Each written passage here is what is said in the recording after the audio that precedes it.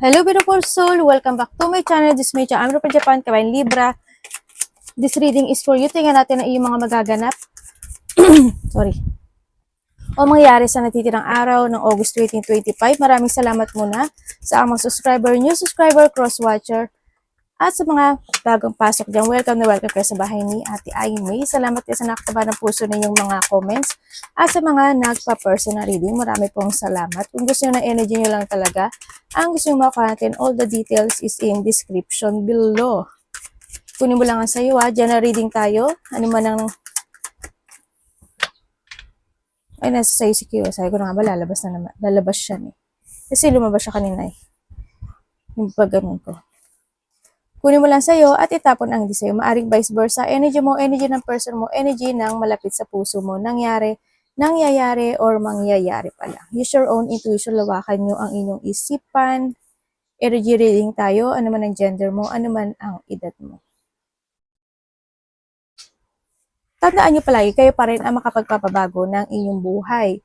Sagittarius, Libra, Gemini, Cancer, Pisces, and Taurus. Merong, handa mo na sa sisikiya, mga playful time ako nakikita sa'yo, no? Siguro may mga pupuntahan ka na ikakasiyam mo, ganyan, may mga you're doing something together with your family or relationship or connection na may happiness, ganyan. Maring may mga laro, ganyan, playing something. And yung iba sa inyo, there's a new beginning sa buhay mo na maaring nagkakaroon na ng enlightenment sa'yo to focusing or magkukumit ka dun sa bagay na yun sa nakikita ko dito. Pero bakit ganun? Parang hindi, may blockage. May blockage ano? May blockage sa'yo dun sa bagay na yun na gusto mong fokusan o gusto mong gawin o gusto mong desisyonan. May blockage. Pero tatandaan mo palagi, si key is in yours. Kung gusto mong magkaroon ng change of decision, destiny, this change of destiny, solution, or answer sa in any situation or to fulfill something, ikaw lang ang makakapag-resolve noon. Yung idea mo, mag-i-force mo lang siya. Yun ang nakikita ko dito. Mag-trust ka more sa intuition mo. Sa iba sa inyo is magkakaroon kayo ng spiritual growth. O kaya sinasabi dito, mag-trust kayo more sa inyong intuition. And also, new beginning, siguro iba sa inyo may mga alaga kayong pet, aso, pusa, or any pet, or may mga new member of the family, yun na nakikita ko dito, or new situations coming. Iba naman sa inyo, may meron kang mga andito yung self-confidence mo na alam mo yung purpose na gusto mong gawin sa buhay mo, or yung i-main concern mo into your life. Sana lang wag mag-blockage ha. Maaari may mga sitwasyon na nahahatak ng nakaraan. Pwedeng there's a woman na isa sa nagiging blockage mo or ikaw yung woman na yun, no? Maaaring nagkakaroon din sa woman ng quarrel, quarrent, no? O hindi pagkakaintindihan, or maaaring yung tao na yun is new person in your life na maaaring makikilala mo siya, o kaya naman may mga pagpunta outdoor, there's an outdoor situation sa nakikita ko dito. Maraming tao, baka may pupuntahan ka na mataong lugar, o kaya naman networking ka, YouTuber, TikTok, Reels, o anumang networking nga meron ka. Pwede rin na artista ka kasi there's an audience. Pwede rin na may mga makakasalamuha ka na mga sikat o kilalang tao, or sa iba sa inyo maaring nandito ka sa sitwasyon mo na ano tawag dito? Ang trabaho mo is maraming tao, pwedeng teacher, public situation, mga ganun sitwasyon, doktor, ano man yung sitwasyon. May mga tao, maraming tao actually, no? At may mga bago makikilala nga eh. May maraming tao ang handoon yung loyalty niya sa'yo. No, may mga tao na very loyal, or maybe ikaw ito ha, handun yung loyalty mo doon sa kanila, handun yung love, kumbaga, no, sa iba sa inyo. may mga allies and trustworthy person eh, no? So, iba dito may bata. Ako nakikita, hindi ko alam kung anak mo siya or pamangkin or sino man siya, basta bata siya. So, iba sa inyo, ano, siguro may mga bagong buntis, mabubuntis, mga anak, ganyan. Maaring makaka-receive ka lang ng information or baka isa sa member ng family mo o ikaw yun. May mga kasiyahan, may mga papuri. Also, there's a love and romance. Ako nakikita dito. Yun. New connection, yes. Yun ang nakikita ko sa'yo. Tingnan natin ang iyong. Yung luck nasa sa'yo to ha. Kumbaga, yung mga positivity is in your hand. Kumbaga nga. Yung growth nasa sa'yo, achievement is growth. Merong higit pa sa hinihiling mo na hindi ko alam kung kailan darating, siguro before ending of the August, before ending ng year, ganyan, or by the next year, March or to June, ganyan, na hindi mo, higit pa sa hiniling mo, darating. Yan. Pwedeng abundance, pwedeng achievement, may mga achievement, pwedeng sa iba sa inyo baka makuha nyo na to this week or bago matapos yung August, diba? Or after 3 months, kung ilang months mo yan, mga ganun ako nakikita sa iyo. Tingnan natin, may pagtulong, may tinutulungan ka ba? Yan, may pagtulong ako nakikita. Mari may tutulungan ka o may tinutulungan ka or may hingi sa'yo ng tulong. Energy ni Libra.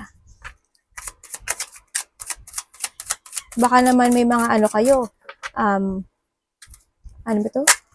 Mga alagang aso, pusa, o baka yun yung kung gusto mo magkaroon ng business, no? Related doon. Pwede rin kasi yun na nakikita ko sa'yo na nasa sa'yo na lang yun. Magsasucess ba siya? Yes, magsasucess siya. Kung mag-aalaga ka ng mga pet, magbebenta ka ng pet, yun na nakikita ko sa'yo. Kasi may handun yung pagdumog, no? Or, kasi marami na kayo nag-aalaga ng pet eh. Energy ni Libra. Pwede rin na member of the family is new pet. Diba? Baka nag-iisip ka na nun. Energy ni Libra.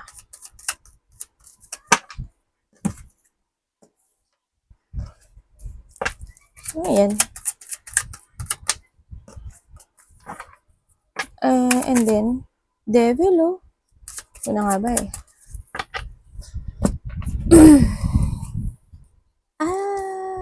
Okay. May pinag-iisipan ka raw.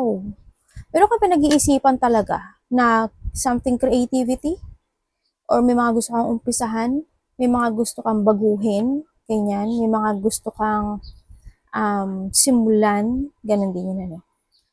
May mga gusto mo na pagbabago, no? Nag-iisip ka ng something pagbabago in life. Pero nakikita ko sa iyo dito, you're stagnant or stuck.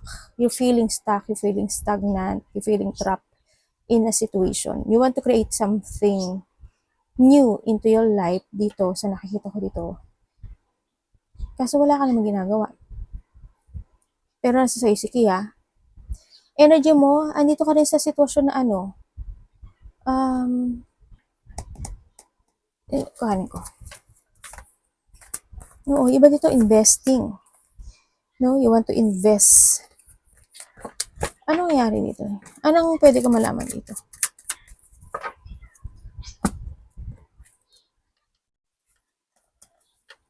Ano ka pa rin eh. Dito pa rin eh. Wala naman nangyari. Sino ako? Wala naman nagbago. Ganun din.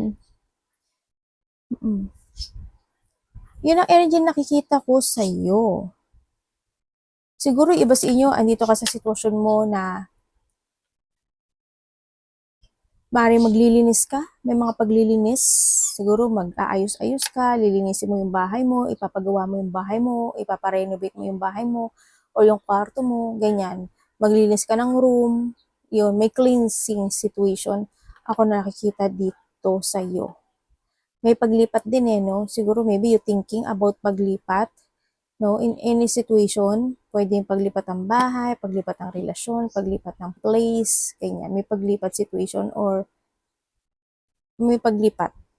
Halimbawa, pang umaga, pang gabi, pang tanghali, ganyan. Or section 1, section 2, section 3, may mga ganun sitwasyon, may paglipat.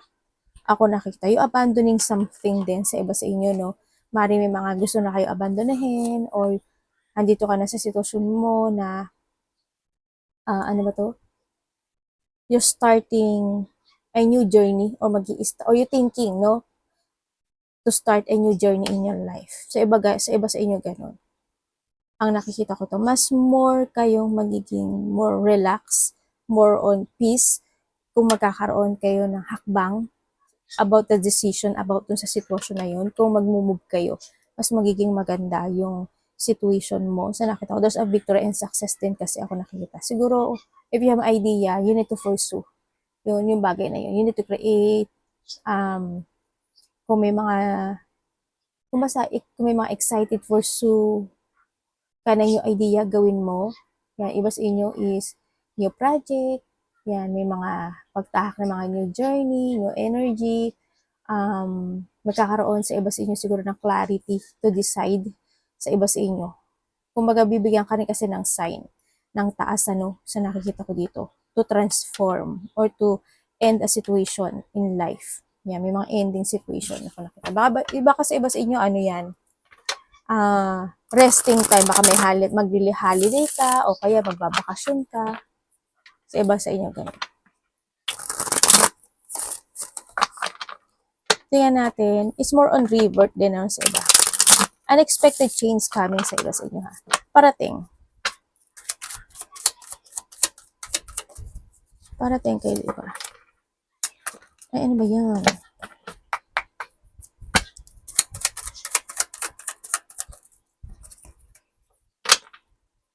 Iba dito, nag-iisip pa lang. Kasi, nasa sa'yo si Ki.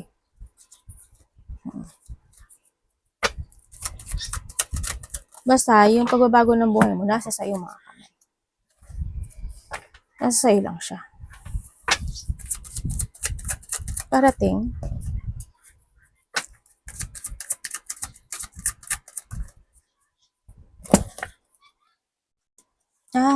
Okay. Ang parating sa'yo, may mga maiisip ka daw o may mga marireminizing from the past situation ka. Daw, ate maganda. Hindi, pangit. Ang mga maalala mo yung mga hindi magagandang bagay o mga hindi magandang mga nangyari in the past. Yun ang nakikita ko sa ito. Yung mga sitwasyon na halimbawa, mga taong hindi naging unfair sa'yo, mga taong nagsinungaling, mga tao na o sitwasyon no na hindi na hustisyahan, maaring ganun. O may mga yung mga sitwasyon na sobra kang napagod, yan maaalala mo yan. Pwedeng kung saang aspeto ng buhay mo yan, pwedeng sa relasyon, pwedeng sa trabaho, pwede in any connection. Yun, may mga sitwasyon na maaalala mo siguro yung parang sobra yung naging suffer mo doon sa sitwasyon na yun. Kumbaga hindi naging maganda yung bunga ng point na yun, noon na maaalala mo. And also, maalala mo, may may gusto makipag-communicate sa'yo dito Sinungaling. Taong nagsinungaling sa'yo. Or tao na hindi naging good para sa'yo. Yun. Or hindi kayo naging maganda. Hindi naging maganda yung connection.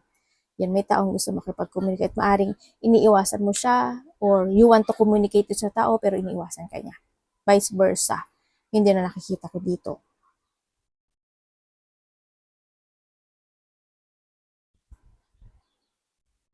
Dito sa sitwasyon mo, hindi ko alam kung this is may trouble iba. No? Hindi ko alam kung this is the past situation pero there's a corruption. Ako na nakikita sa'yo.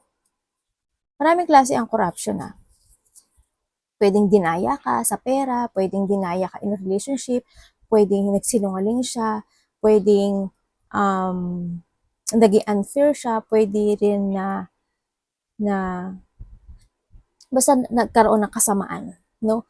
Doon, may taong ganun. At may tao rin na parang gusto maghigante. Ako nakikita, hindi ko alam kung ikaw yun. Pero may taong ganun. Ano dapat iwasan ni Libra?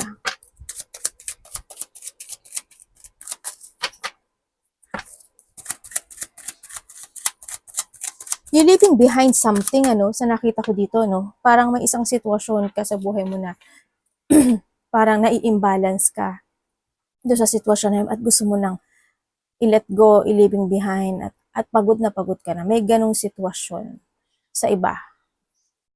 Nasa sa isiki ha. Baka iba dito travel. Dapat iwasan.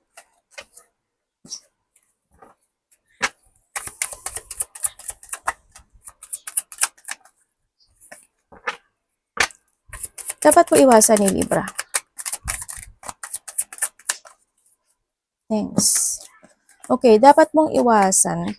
Iwasan mo is not to commit to yourself more, no? Yung iwasan mo yung hindi mo pahalagahan at mahalin yung sarili mo. Iwasan mo rin yung ma-impatient ka. Iwasan mo yung is not to focus to yourself para mas mag-growth ka pa sa sarili mo. Iwasan mo is syempre yung na-trusted. Alam ko naman may trust ka naman sa taas. No? Also, the people who not valuing you, siguro iwasan mo na lang. Pero nasa sa'yo pa rin yun. Ikaw naman mag-balance nun eh. No, iwasan mo is hindi ka pagtras sa intuition mo. Iwasan mo hindi ka makapagpasya with your own. No? Kinakailangan mo rin kasi na magpunla.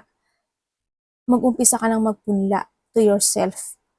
To invest, to love more yourself, o kaya think to the future. Yun ang sinasabi dito. Iwasan mo yung masyado kang ma-pressure. Yung magkaroon ka ng limitation sa sarili mo o mga bawal na kaya mo namang gawin o dapat mo namang gawin pero hindi mo magawa. Mapanghinaan ng loob, iwasan mo. Yung ma-over kindness ka, no? Okay naman maging kind. Huwag lang yung over, no? Yun ang nakikita ko dito. Iwasan mo, yung mga tao na walang paniniwala o walang tiwala sa'yo. Ganun. O ikaw din, siyempre sa sarili mo, iwasan mo hindi ka magtiwala sa kakayahan mo, sa ability mo, sa kaya mong gawin, o sa kaya mong i-success yung sarili mo. Yun. Yung mga iwasan mo. Yung mga pressure, yung mga frustration, iwasan mo yun. Yung ma-delay-delay, yung mga bagay-bagay. And then also, ma-for of management ka sa mga bagay o sitwasyon mo. Yung mawala ka sa plano, yan iwasan mo rin. Yung pagiging, okay lang kung tinatamad ka. Sometimes, natural yun, pero wag over. Sabay ganun no? Yung hindi mo makumpleto yung mga bagay-bagay na dapat kumpletuhin na. Yun. Kumbaga, mag-action ka. Sinasabi rin dito. Yung bahala na, wag na, iwasan mo na lang yun. Nasa sayo na. Kamusta ang love ni Libra? Kapatid, anak, magulang, karelasyon, kaibigan, pamilya, kung sino man itong love na to.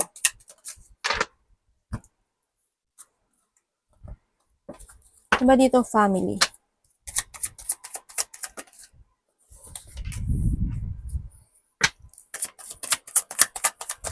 Ano to, may kumuha ng lote? Diba dito, kumuha ng lote, bahay, no? Or you thinking about to, yung manifesting na sana may bahay na ako, may lupa na ako, ganyan, ganyan. Parang nandun yung situation. Makakakuha ka, mag-focus ka lang. Huwag ka lang mag-manifest. Kasi as I say to you. Okay, when it comes sa love, masaya ka dito. Kung magkahiwalay kayo no, itong taon to, vice versa tayo, no, appointed name,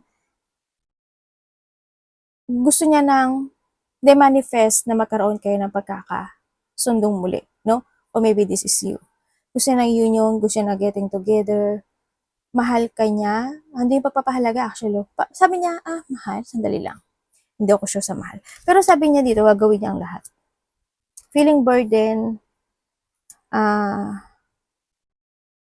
parang dito yung naghihingi siya ng payo or humihingi siya ng tulong sa isang tao kung paano siya ko-connect sa'yo or maybe this is you. Yun ang nakikita ko sa kanya. Gusto niya nang mag-start ng new beginnings again sa'yo, nitong tao na to. Mahalaga ka raw. Still care? Ate, mahal niya ba ako? Sabi niya gagawin niya lahat sa'yo. Dito. Yun ang nakikita ko. Want to heal. Maaring magte-text siya sa'yo, no? Baka makareceive ka ng text message or communication dito sa tao na to. Nagkakaroon siya ng pagpaplano. Or maybe this is you still waiting. Okay, when it comes sa mga single, yung manifesting talaga, ano? Yung manifesting na sana dumating na yung the right person na mauunawaan ako, mamahalin ako, iintindihin ako, gagawin ng lahat para sa akin. Yun. Darating ba siya, ate? Darating? Marami naman dumarating sa'yo, libre. Kasi attractive ka.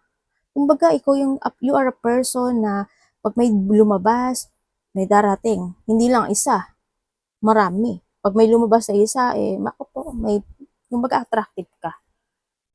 Huwag ka mag-alala at napa-attractive mo. Mag-trust ka lang sa intuition mo, syempre. May mga point lang ng buhay mo na kailangan mong baguhin para hindi na muling mawasak, di ba?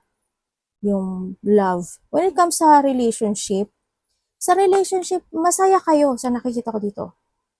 Masaya kayo. Yun nga lang siguro may mga point. Kasi handun yung siguro ang nagiging problema lang sa inyo, siguro money, or if you have a business, ganun, trabaho. Yun. Kumbaga isa sa inyo, understanding, handun yung ginagawa mo naman o ginagawa niya yung lahat para sa iyo kasi handun yung pagmamahal. Parang nandoon yung sitwasyon na umaasa siya palagi na kahit nagkakaroon ng massive changes in this relationship, okay lang na nagkakaroon siya ng feeling burden kasi yung isa sa inyo no? Okay lang yun, pero umaasa pa rin siya na hindi totally mawawasak o mag-i-end yung relationship na ito. Andun siya sa nakafocus siya sa iyo or you are focusing dito sa tao na to, no? Sa nakikita ko dito. Pag-uusapan doon naman, kaso nandito lang din yung sitwasyon na isa sa inyo may kinikimkim eh. Yun na nakikita ko dito. Teka lang, ayos ako ng paa. Teko. Naipit yung paa ko. Yun na nakikita ko. May kinikimkim siya na lungkot. Kumbaga, no? May taong malapit sa puso mo is need to heal. Someone need to heal. Hindi ko alam kung may sakit ba siya, may lagnat, may hospitalization, doctor, paralyzed, confined. Yun na nakikita ko dito. May hihingi ng tulong sa'yo o may tutulungan ka. Yun na nakikita ko. Makaka-receive ka ng text message. You're planning something. Tingnan natin ang money mo. Kamusta po yung money ni Libra?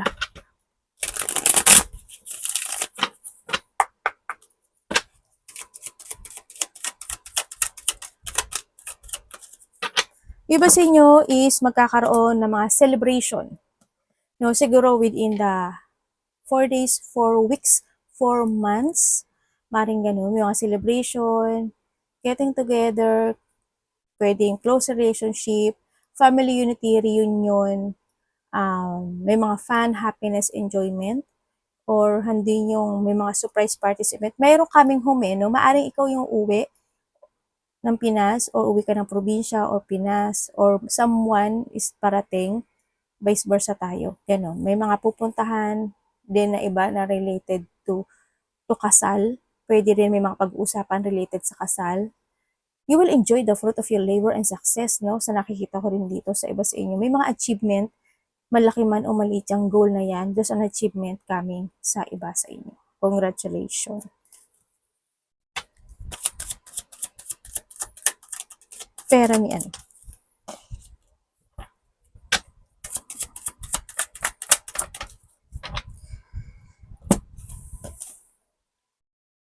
When come sa pera mo, talaga sa pera mo medyo hirap, no? Pero pilit mo kinakaya. Hindi ko naman sinasabi na walang-wala ka. Sakto, nakakain ka naman, nabibili mo naman yung gusto mo, ganyan. Naggagawa mo naman yung gusto mo. Yun na nakikita ko dito. Pero hindi naman siya bonggacious. Pero okay lang yun. At least, blessing pa rin yun. Diba? Gratitude nga eh. Yun. When it comes sa money, may mga pressure situation. Ganyan. May mga, kumbaga delay siya, no? May mga out of control kasi, no? Siguro may mga biglaang gastos, biglaang lakad, biglaang kainan, biglaang celebration, biglaang ganito.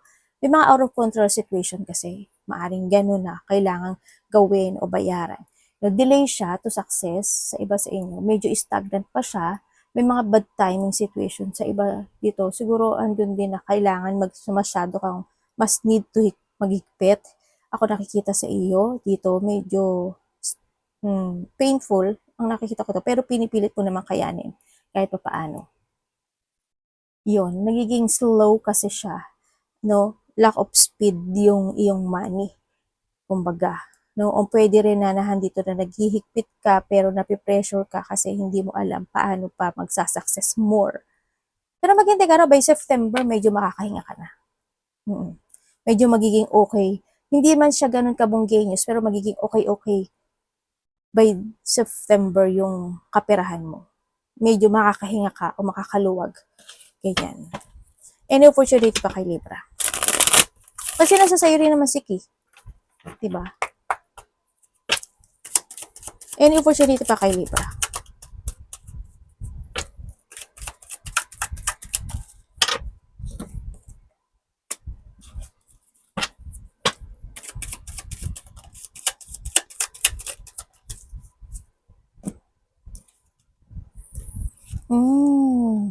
Okay, any opportunity, there's an offering.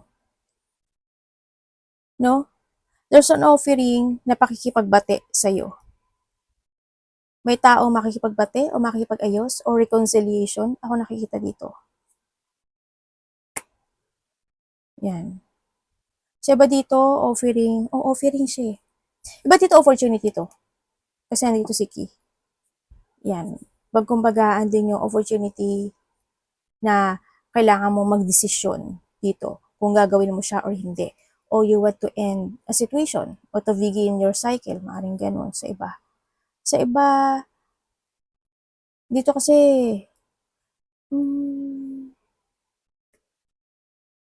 you want to start fresh sa sarili mo o you want to getting away with something you want to let go kasi.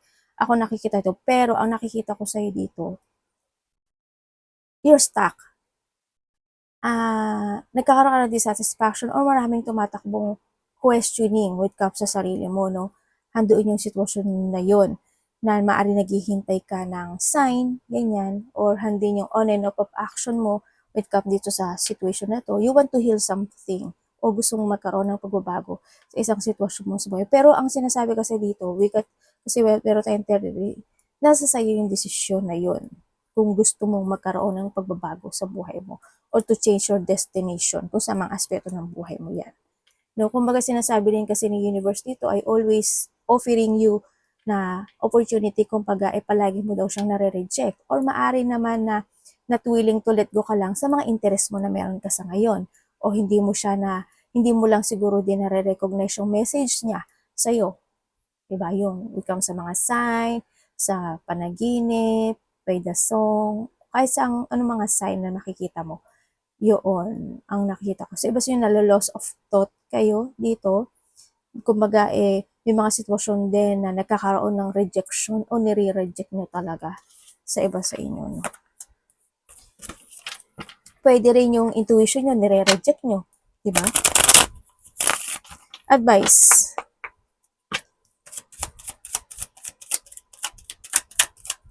Anong advice kay Libra?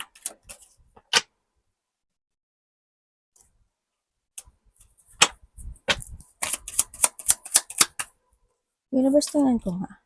Ay, oo. Sabi nga dito, kumbaga, it's up to you. Sabi niya, it's up to you to make it happen. Kumbaga, kung gusto mo ng bagong trabaho, pwede siya. If you want to travel abroad, pwede siya. Sa nakikita ko dito, there's a new opportunity coming din kasi sa iba sa inyo. May mga new beginning of a cycle, pero nasa sayo daw yun. Diba? Sabi ko sa'yo dito, yun. Mag-action ka. If you want to innovate your sarili, yung sarili mo, i-level up mo yung sarili mo, pwede, mag-action ka lang. No? Be creative lang din kasi ang nakikita ko dito. Kung gusto mo tumahak ng ibang destination, nasa sayo. Magsasucess ka. Diba dito, thinking of a job, yan, may mga new project, new job, work, or traveling. Ay, bakit isa lang? May mga ganong situation. Advice. Diba dito, new love. Ganyan. Kumbaga, sa pagtahak ng iyong bagong destination or magkakaroon ka ng desisyon sa buhay mo is may darating na bagong tao sa iyo. When it comes sa advice, be creative. Start a new beginning to create yourself in your life. Enjoy life. Sinasabi niya dito. No? Enjoy life. Focus and commit para magkaroon ng mga development in some aspect of your life. Sinasabi dito. Pwedeng sa work, pwedeng in a relationship with someone, ganyan. And then, syempre, kumbaga, i-enjoy mo yung life mo for being you, ganyan. Yung mga tao na minamahal ka, pinapahalagaan ka dito, syempre, masterin mo at given hard work, no? And commit sa mga gusto mong mag-success sa buhay mo. Huwag ka lang mag-go to the flow, syempre, no? Pero it's up to you, nasa sa'yo to. This is a time na kailangan mo rin mag-focus sa sarili mo, hanapin mo yung ikaka-success mo, going forward ka lang. Renewal, kumbaga revert is mas good, no? Ang sinasabi dito, revert or renewal, try to develop something into your life, yung pwede rin sa sarili mo. And then, syempre, kung may mga bagay na kailangan aralin, may mga bagay na pahalaga mo rin yung sarili mo, pahalagan at mahalin mo, no? Always balance, ang sinasabi rin dito. And then, yun, ang nakikita ko dito. May magme-mail daw sa'yo or communication with someone, maaaring magkakaroon ng mga chill-chill, gathering, tulad ng sabi ko kanina, creativity, joy, collaboration also, scamming, kasi nandito si work, ako nakikita sa'yo. Yeah, may mga new collaboration situation, sa iba sa inyo, opportunity to, no, parating sa'yo. And then, yun nga, may mga acceleration, cooperation, or something you will receive, o ikaw ang magbibigay, vice versa. Yeah, may mga tao magbibigay ng pagmamahal sa iyo at suporta, or ikaw ito ha. Yun ang nakikita ko dito.